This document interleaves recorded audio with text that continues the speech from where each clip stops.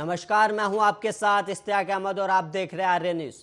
कानून पास करने से पहले संसद में कम बहस पर चीफ जस्टिस एनवी रमन्ना ने चिंता जताई है और सुप्रीम कोर्ट में स्वतंत्रता दिवस के अवसर पर तिरंगा फहराने के बाद चीफ जस्टिस ने सदन में होने वाली बहस की गुणवत्ता पर भी अफसोस जताया। उन्होंने कहा कि बिना उचित बहस के पारित कानूनों में स्पष्टता की कमी होती है, इसे लेकर मुकदमे दायर होते हैं। जस्टिस रमन्ना ने कहा कि कानून पास करने के दौरान हुई बहस के अभाव में जज भी ठीक से समझ नहीं पाते कि कानून बनाते समय संसद की भावना क्या थी और पहले ऐसा नहीं था कि बड़ी संख्या में गुणवत्तापूर्ण भी बहस होती थी। किसी भी कानून से जुड़े विवाद पर सुनवाई करते हुए जजों के लिए अहम होता है कि वह सदन की मंशा को समझ सके।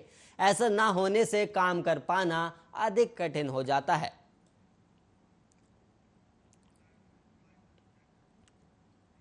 राजधानी दिल्ली के द्वारका इलाके में आज सुबह एक होटल में भीषण आग लग गई। इस घटना में 2 लोगों की मौत भी हो गई और वहीं इस घटना में कुछ लोगों के घायल होने की भी खबर सामने आई। पुलिस के अनुसार होटल में आग लगने की सूचना करीब 7 बजे मिली और जिसके बाद फायर ब्रिगेड की 8 गाड़ियों को घटनास्थल पर भेजा गया और पुलिस ने बताया कि होटल में आग बुझाने का काम जारी था और जल्द ही आग पर काबू भी पाएगा।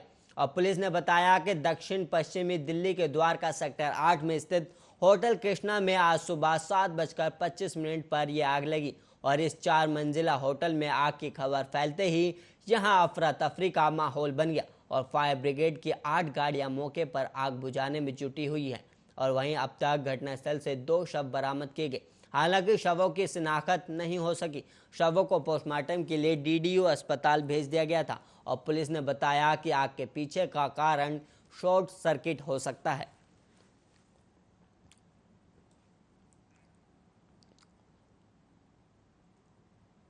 देश के आज़ादी के 75वें साल पर पश्चिम बंगाल की मुख्यमंत्री ममता बनर्जी का बड़ा बयान सामने आया। उन्होंने कहा कि आज़ादी का गला घोटने की कोशिश करने वाली सभी ताकतों के खिलाफ आवाज़ उठाने की ज़रूरत है। उन्होंने 75वें स्वतंत्रता दिवस के अवसर पर यहाँ रेड रोड पुष्पांजलि करके जिनकी 125वीं जयंती इस वर्ष मनाई गई थी और बनर्जी ने लोगों को संबोधित नहीं किया, लेकिन उन्होंने ट्वीट किया और 75वें स्वतंत्रता दिवस पर हम सभी मिलकर उन सभी ताकतों के खिलाफ अपनी आवाज़ बुलंद करें जिनका उद्देश्य हमारी आज़ादी को दबाना है। और साथ ही उन्होंने कहा कि हमें उन लोगों के बलिदान को कभी नहीं भूलना चाहिए जिन्होंने इस दिन के लिए लंबे समय तक संघर्ष किया और कठिन लड़ाई लड़ी।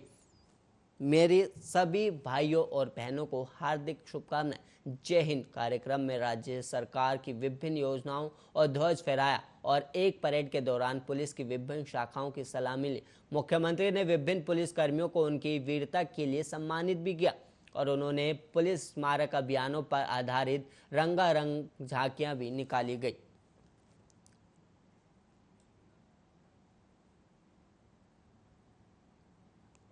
और वहीं छत्तीसगढ़ में अब 32 जिले होंगे। अब तक प्रदेश में 28 जिले थे। मुख्यमंत्री भूपेश बघेल ने आज 75वें स्वतंत्रता दिवस के अवसर पर प्रदेश की जनता के नाम अपने संदेश के दौरान प्रदेशवासियों को कई ऐतिहासिक सौगातें दी हैं और मुख्यमंत्री ने छत्तीसगढ़ प्रशासनिक विकेंद्रीकरण और सिलसिले को आगे बढ़ाते हुए छत्तीसगढ़ राज्य में पुनर्गठन करते हुए 4 नए जिलों का मोहाला, मानपुर, शक्ति, सारंगढ़, बिलाईगढ़ और महेंद्रगढ़ के गठन की घोषणा की है। उन्होंने राज्य में 18 नई तहसीलों के गठन का भी ऐलान किया। सीएम बघेल ने ग्रामीण क्षेत्रों में आबादी भूमि पर रहने वाले लोगों को उनकी काबिज जमीन का हक दिलाने के लिए स्वामित्व योजना प्रारंभ करने की भी घोषणा की है।